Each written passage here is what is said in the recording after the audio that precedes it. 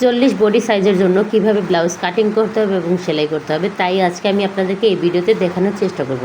Hello everyone, আসসালামু আলাইকুম। ময়নার সেলাই ঘরের পক্ষ থেকে আপনাদের স্বাগতম। তো এখানে প্রথমে একটি শাড়ির ব্লাউজ পিস নিয়েছি। এখানে কাপড় আছে 1 গজ পরিমাণে। বডির মাপ যেহেতু 40 ইঞ্চি, সেহেতু আমি এখানে 11 ইঞ্চিতে একটি ডাবল ভাঁজ দিয়ে 11 ইঞ্চি পরিমাণে কাপড় নিয়ে নেব। বডির মাপ 40 ইঞ্চি, 4 ভাগের 1 ভাগ হচ্ছে 10 ইঞ্চি, আর 1 ইঞ্চি নিতে হবে সেলাইয়ের জন্য। আর এই ব্লাউজের ঝুল হবে 14 থেকে 15 ইঞ্চি। সেই ক্ষেত্রে আমাদের 2 থেকে 2.5 ইঞ্চি কাপড় বেশি নিয়ে নিতে হবে। তাই এখানে খেয়াল রাখতে হবে যে নিচের পাটেও যেন 1 ইঞ্চি কাপড় বেশি থাকে, সেই অনুযায়ী কিন্তু আপনার ব্লাউজের ঝুলটা আপনি নিয়ে নিতে পারবেন। যেহেতু এটা শাড়ির পিস, কাপড় একটু বেশি আছে, সেজন্য আমি 15 ইঞ্চি নিয়ে নেব। 1/2 ইঞ্চি সেলাইয়ের জন্য নিয়েছি, আর কমপ্লিট ঝুলের পর থাকবে 15 ইঞ্চি। আর আমি 17 ইঞ্চিতে দাগ দিয়ে নিয়েছি। এই যে দেখতে পাচ্ছেন, আমি 17 ইঞ্চিতে দাগ দিয়ে নিয়েছি। এখন গলার পুটের মাপটা কিভাবে নেব? গলার পুটের মাপটা অনেকেই কমপ্লেন করে যে গলা অনেক বড় হয়ে যায়। আপনারা গলার মেজারমেন্টটা 40-এর নিচে যদি হয় 2 ইঞ্চি নেবেন, 40-এর উপর যদি হয় সেক্ষেত্রে 1.25 ইঞ্চি কিংবা 2.5 ইঞ্চি নিতে পারেন। তো এখানে আমি 2 ইঞ্চিতে একটি দাগ দিয়ে লম্বায় 6 ইঞ্চিতে দাগ দিয়ে নিয়েছি। আর আমরা প্রথমে ব্লাউজের ক্ষেত্রে অবশ্যই পিছনের পাটটাই আগে কাটিং করব। তা আমি শোল্ডারের জন্য 4 ইঞ্চিতে দাগ দিয়েছি। আর হাতার যে আরমোলের মাপ, সেই আরমোলের মাপটা আমি 6.25 ইঞ্চিতে দাগ দিয়ে নিয়েছি। এখানে বডির জন্য আমি 4 ভাগের 1 ভাগ নিয়ে নিয়েছি 10 ইঞ্চি। এখন এই হাতার যে মাপটা, এই মাপের শেপটা আমি কিভাবে দেব? এই মাপটা হবে একদম মাঝ বরাবর একটি দাগ দিয়ে তারপর সেই দাগ থেকে এভাবে শেপটা ঘুরিয়ে নিতে হবে। তারপর হিপের মাপটা আমি কিভাবে নেব? আর এখানে ব্লাউজের ক্ষেত্রে পিছনের পাটে আমরা যেহেতু টিকিন দেব, সেই ক্ষেত্রে হিপের মাপটা না নিলেও চলবে। এটা হচ্ছে আমরা টিকিন দেওয়ার পরে মেজারমেন্ট করে নেব। তা প্রথমে আমি এই লম্বা দাগগুলো টেনে নিচ্ছি, টেনে তারপর আনুমানিক একটা দাগ দিয়ে নিচ্ছি, এটা আপনাদেরকে বোঝানোর ক্ষেত্রে। কিন্তু এখানে যখন টিকিন হবে, টিকিনের পরে কিন্তু নিচের থেকে এমনিতেই কাপড়টা কমে যাবে। এই যে দেখতে পাচ্ছেন, আমি এখন একটা টিকিনের মেজারমেন্ট করে নিচ্ছি। এখানে 4.5 ইঞ্চি দূরে রেখে আমি একটি দাগ দিয়ে নিয়েছি, আর লম্বাতে 7 ইঞ্চিতে দাগ দিয়ে নিয়েছি। যেহেতু আমাদের নিচে মুহুরিতে 1.5 থেকে 2 ইঞ্চি ভাঙা পড়ে যাবে, তারপরে টিকিনের মেজারমেন্ট 5 ইঞ্চি থাকবে। আমাদের পিছনের পার্ট কিন্তু মেজারমেন্ট করা হয়ে গিয়েছে, এখন আমরা কাটিং করে নেব।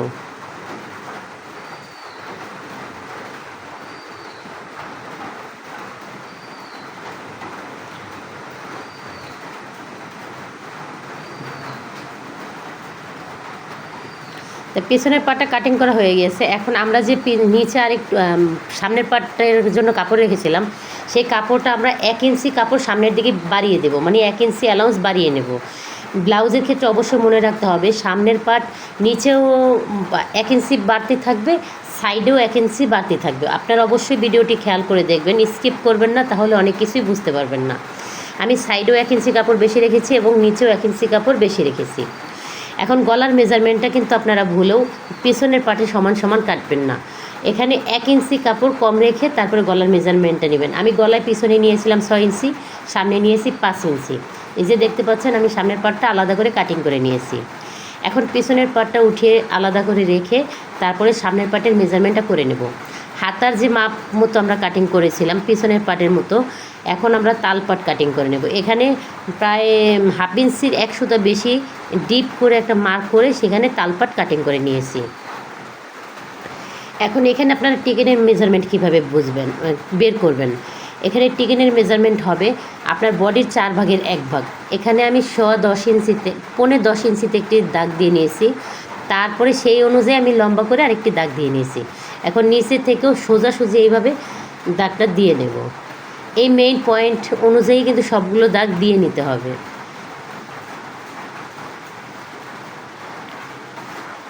এই যে দেখতে পাচ্ছেন, আমি কিন্তু সবগুলো দাগ দিয়ে নিচ্ছি। এখানে 4টা দাগ হবে, আর এই 4টা দাগ থেকে আপনার যে কাস্টমারের কাপড় বানাবেন, সেই কাস্টমারের আপনার বডি সাইজ অনুযায়ী এই কাফের মাপটা হবে।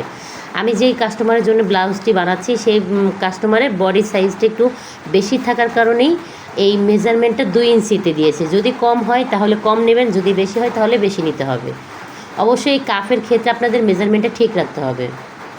আমার সামনের পাটও কাটিং করা হয়ে গেছে। আজকে আমি আপনাদেরকে ব্লাউজের A to Z কাটিং করে দেখাবো। অনেক ভিডিওতেই কিন্তু শুধু সামনের পাট পিছনের পাট হাতা কাটিং করে দেখিয়ে দেয়, কিন্তু গলার কাপড় কোথা থেকে বের করতে হবে, বুতাম ঘর, বাটন ঘর, এগুলো কোথা থেকে বের করতে হবে, এগুলো কিন্তু অনেক ভিডিওতেই দেখানো হয় না। কিন্তু আমি আজকে চেষ্টা করব আপনাদেরকে কিভাবে সম্পূর্ণ এক ভিডিওর মধ্যেই কাটিং এবং সেলাই করে দেখানো যায়, সেটাই আমি চেষ্টা করব। আশা করছি আপনারা আমার পুরো ভিডিওটা খেয়াল করে দেখবেন। তো এইখানে সাইড থেকে যে কাপড়টা ছিল সেই কাপড়টাকে আমি 4 ভাঁজে দিয়ে নিয়েছি। 4 ভাঁজে দিয়ে কিন্তু আমি হাতার কাপড়টি কাটিং করে নিচ্ছি। এখানে হাতায় রেখেছিলাম আমি 6 ইঞ্চি ব্লাউজের ক্ষেত্রে, আর স্লিপ হাতার ক্ষেত্রে রাখবো 7.5 ইঞ্চি, 1.5 ইঞ্চি কাপড় বেশি রাখতে হবে। হাতার মুহুরি হবে আমার 11 ইঞ্চি। 11 ইঞ্চিতে আমি একটি দাগ দিয়ে নিয়েছি, আর সেলাইয়ের জন্য আরও 1 ইঞ্চিতে একটি দাগ দিয়ে নিয়েছি।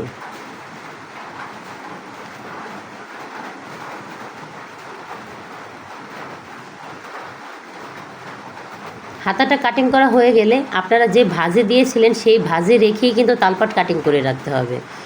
এই যে দেখেন আমি কিন্তু এক সাইডে তালপাট কাটিং করে রেখেছি। এখন হচ্ছে গিয়ে ব্লাউজের ক্ষেত্রে গলার যে পট্টিগুলো, তারপরে বক্স প্লেট, বাটন প্লেট, এগুলো কোথা থেকে বের করতে হবে। এটা অনেক আপুরাই কমেন্ট করেন কিংবা অনেক ভাইয়ারাই কমেন্ট করেন যে এগুলো কোথা থেকে বের করব, ব্লাউজের পিস থেকে তো এই কাপড়গুলো সহজে বের করা যায় না। হ্যাঁ ভাই, এই ব্লাউজের ক্ষেত্রে একটু জোড়াতালি দিয়েই গলার কাপড় কিংবা বক্স প্লেট, বাটন প্লেট বের করতে হয়। আপনারা অবশ্যই খেয়াল করে দেখবেন, আমি কিন্তু হাতা থেকে যে কাপড় বেঁচেছিল শেপের কাপড়, সেই শেপের কাপড়গুলো একটার উপর একটা বসে গলার কাপড়টা কাটিং করে নিচ্ছি। এখন গলার কাপড় কাটিং করার পর যে সাইড থেকে যে কাপড়টা বেঁচেছে সেই কাপড়টা কিন্তু আমি সাইজ করে রেখে দিয়েছি। এটা দিয়েই কিন্তু বুতাম ঘর হবে কিংবা বাটন ঘর হবে।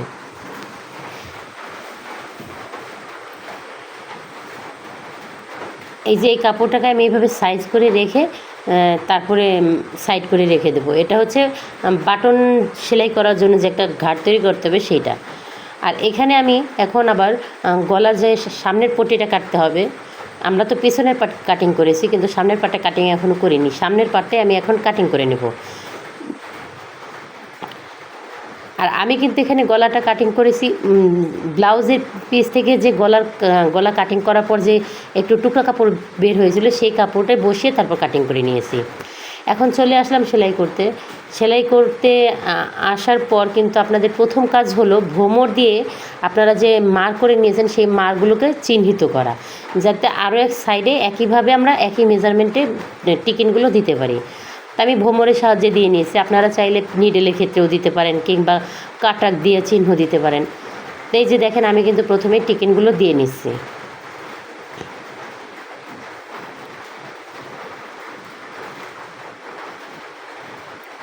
ভোমরের যে চিহ্ন দিয়েছিলাম সেই চিহ্নতে হাত রেখে তারপরে কিন্তু এভাবে আস্তে আস্তে করে সেলাই করে নিতে হবে।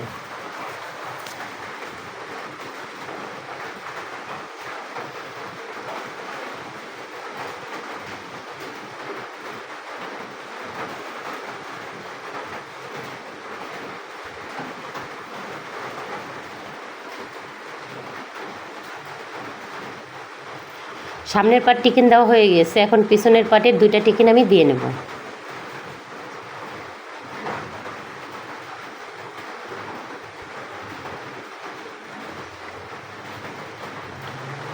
টিকিন দেওয়া হয়ে গিয়েছে, এখন সামনের পার্ট এবং পিছনের পার্ট এক সমান করে বসিয়ে তারপর শোল্ডার জয়েন করে নিতে হবে।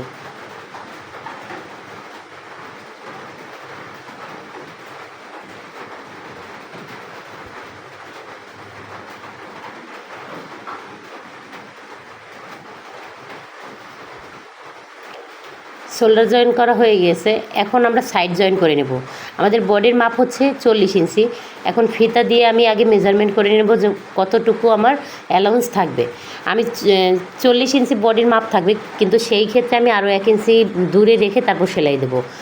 এর কারণ হচ্ছে যখন বোতাম ঘর এবং বাটন ঘর সেলাই করা হবে তখন কিন্তু 2 সাইড থেকেই 1/2 ইঞ্চি করে 1 ইঞ্চি কমে যাবে। সেই জন্য অবশ্যই 1 ইঞ্চি আপনি বেশি রেখে তারপর সাইড জয়েন করতে হবে। আমার এখানে 40 ইঞ্চি বডির সাইজ ছিল, আমি এখানে 41 ইঞ্চি রেখে তারপরে সাইড জয়েন করে নিচ্ছি। আর এখানে হিপের মাপ ছিল 33 ইঞ্চি, এই হিপের ক্ষেত্রেও কিন্তু 34 ইঞ্চি রেখে তারপরে জয়েন করতে হবে। সাইড জয়েন করা হয়ে গেছে, এখন বাড়তি যে অংশগুলো এটা আমি কাটিং করে নেব।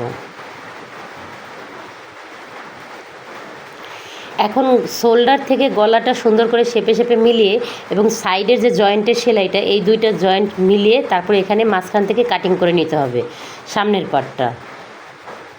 আমরা কিন্তু সামনের পার্ট এভাবে কাটিং করে নেব। তারপর এখন বোতাম লাগানোর জন্য যে একটা ঘর, সেই ঘরের জন্য আমরা কাপড় কাটিং করে রেখেছিলাম, মানে এক্সট্রা একটা কাপড় যে সেলাই করতে হয় বোতামের জন্য এবং ঘাটের জন্য, তা আমরা সেইটাই এখন সেলাই করে নেব। প্রথমেই বোতাম ঘরটা সেলাই করতে হবে। বোতাম ঘরটা সেলাই করার জন্য কিন্তু অবশ্যই ব্লাউজের যে পিসটা সেটা থাকবে নিচের দিকে, আর আপনি যে টুকরো কাপড়টা জয়েন করবেন সেটা থাকবে উপরের দিকে।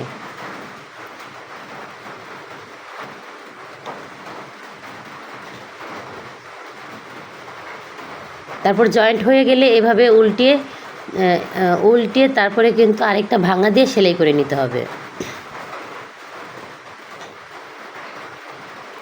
আমি চেষ্টা করছি আপনাদেরকে ব্লাউজ একেবারে সহজ নিয়মে বোঝানোর জন্য, কীভাবে কাটিং করতে হয় এবং সেলাই করতে হয়। যদি আপনাদের কোথাও বুঝতে কোনো সমস্যা হয় অবশ্যই আমাকে কমেন্ট করবেন। তাই যে দেখছেন আমি কিন্তু চিকন করে একটি সেলাই দিয়ে নিছি। এখন 1 ফিট অনুযায়ী আরেকটি সেলাই দিয়ে নেব। এইটা সেলাই করে নিলাম আমরা বোতাম সেলাই করার জন্য। এখন বোতামের ঘর তৈরি করার জন্য আমরা আরেকটি কাপড় সেলাই করে নেব। আর এই কাপড়টা সেলাই হবে, ব্লাউজের পার্ট থাকবে উপরে আর এই টুকরো কাপড়টা থাকবে নিচে। সেলাই করা হয়ে গেলে ওই টুকরো কাপড়ের উপরে একটা চাপ সেলাই দিয়ে নেব। তারপরে 1 ইঞ্চি পরিমাণ রেখে তারপরে এভাবে ভেঙে সেলাই করে নিতে হবে।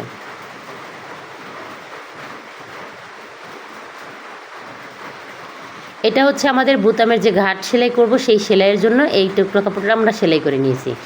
এখন ব্লাউজের যে হিপের যে মেজারমেন্টটা ঠিক আছে কিনা তাই দেখে তারপর আমরা চিকন করে সেলাই দিয়ে নেব। এখানে আমরা 1 ইঞ্চি পরিমাণের চওড়া রেখে তারপর সেলাই করে নেব। 1/2 ইঞ্চি ভেঙে তারপরে 1 ইঞ্চি পরিমাণ চওড়া রেখে এই হিপটা আমরা সেলাই করে নেব।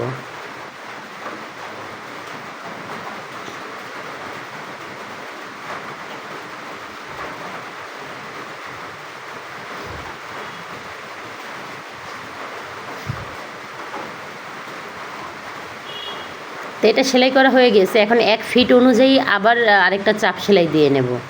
1 ফিট দূরত্ব রেখে চাপ সেলাইটা দিয়ে নেব, তাহলে দেখতে একটু সৌন্দর্য হবে। তো সুতোগুলো ভালো করে কাটিং করে নিয়েছি। এখন যে গলার কাপড়গুলো সেগুলো আমরা জয়েন করে নেব।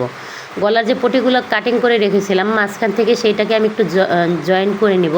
তারপরে পেছনের পার্টের সাথে সামনের পার্ট এভাবে জয়েন করে নেব। আমি কিন্তু আপনাদেরকে একেবারে সহজ নিয়মে ব্লাউজ তৈরি করা শেখাচ্ছি। আপনারা অবশ্যই স্কিপ না করে পুরো ভিডিওটা দেখবেন। আর যারা আমার চ্যানেলটি এখনও সাবস্ক্রাইব করেননি অবশ্যই আমার চ্যানেলটি সাবস্ক্রাইব করে দেবেন। আর যারা আমার চ্যানেলটি আগে থেকেই সাবস্ক্রাইব করেছেন তাদেরকে অসংখ্য ধন্যবাদ। আর আমার এই ভিডিও দেখে যদি আপনারা কিছু শিখতে পারেন, যদি আপনাদের মনে হয় যে না এই ভিডিও থেকে আপনারা অনেক কিছু শিখতে পারেন, তাহলে অবশ্যই একটা লাইক দিয়ে কমেন্ট করবেন এবং শেয়ার করে দেবেন যাতে অন্যরাও দেখতে পারে এবং শিখতে পারে। তা আমি কিন্তু গলার কাপড়টা চিকন করে সেলাই দিয়ে নিয়েছি। এখন ব্লাউজের সাথে আমি জয়েন করে নেব।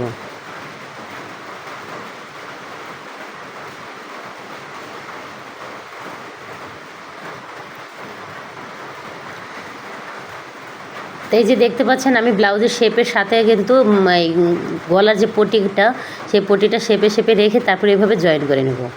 শেপের জায়গাটা অবশ্যই আপনারা আস্তে আস্তে জয়েন করবেন। আমি সব ভিডিওর ক্ষেত্রেই বলি শেপের জায়গাটা অবশ্যই আপনারা আস্তে আস্তে জয়েন করবেন কিংবা সেলাই করবেন, কেননা শেপের জায়গায় টানাটানি করলে কিন্তু শেপ নষ্ট হয়ে যায়, সেই ক্ষেত্রে ড্রেসের ফিনিশিংটাই একদম নষ্ট হয়ে যায়।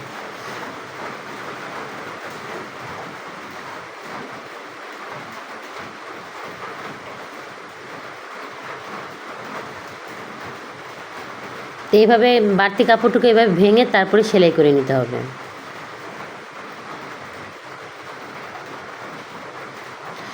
এখন ছোট ছোট করে কাটমার্ক করে নেব যাতে আমরা শেপটা সুন্দর করে ঘুরিয়ে তারপরে চাপ সেলাইগুলো দিয়ে নিতে পারি।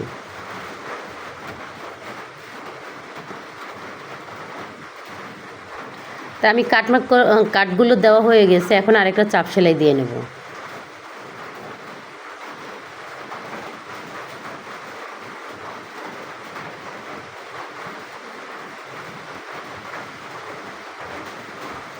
চাপ সেলাই দেওয়া হয়ে গেছে। এখন আমি সুন্দর করে গলার কাপড়টা এভাবে বসিয়ে তারপরে অল্প অল্প করে সেলাইটা দিয়ে নেব।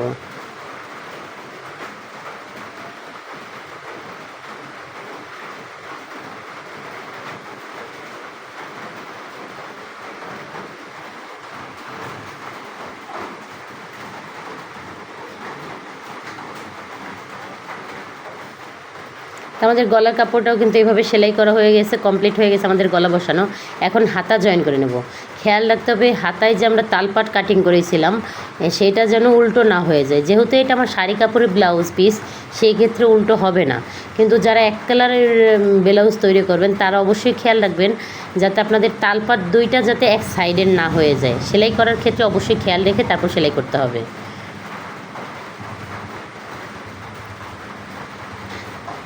আমি ব্লাউজগুলো চিকন করে মুহুরিটা সেলাই করে নিয়েছি। এখন আমি হাতার মুহুরি রাখবো 11 ইঞ্চি। আর হাতার মেজারমেন্টটা কীভাবে নিতে হবে তা তো আমি আপনাদেরকে আগেও বহুবার দেখিয়েছি। আপনারা সেলাই করার সময় এইভাবে হাতার সাথে মেজারমেন্টটা মিলিয়ে নেবেন, তাহলে জয়েন করার পরে গিয়ে আবার অর্ধেকের পর খুলতে হবে না এবং সেলাই করতে হবে না। তা আমি এভাবে হাতায় ডাবল করে সেলাই দিয়ে নিচ্ছি। হাতাগুলো সেলাই করা হয়ে গেছে। এখন ব্লাউজে কিভাবে জয়েন করবেন, তালপাট জয়েন করবেন। তালপাট আপনার ফরম পাটে থাকতে হবে, অবশ্যই খেয়াল করে দেখবেন তালপাট ফরম পাটে থাকতে হবে। আমার কিন্তু প্রথম যেটা ছিল সেটা কিন্তু তালপাট উপরে পড়ে যাচ্ছিল, এই জন্য আমি সেটা পরিবর্তন করে যেই তালপাটটা ফরম পাটে পড়বে মানে সামনের দিকে পড়বে আমি সেই স্লিপটাই কিন্তু জয়েন করে নিচ্ছি। খেয়াল রাখতে হবে যেই হাতার তালপাট আপনি কাটিং করেছেন সেই তালপাটের সাইড আপনার সামনের দিকে থাকতে হবে। তা আমি এই তালপাট মিলিয়ে নিয়ে তারপরে হাতাটা জয়েন করে নিচ্ছি।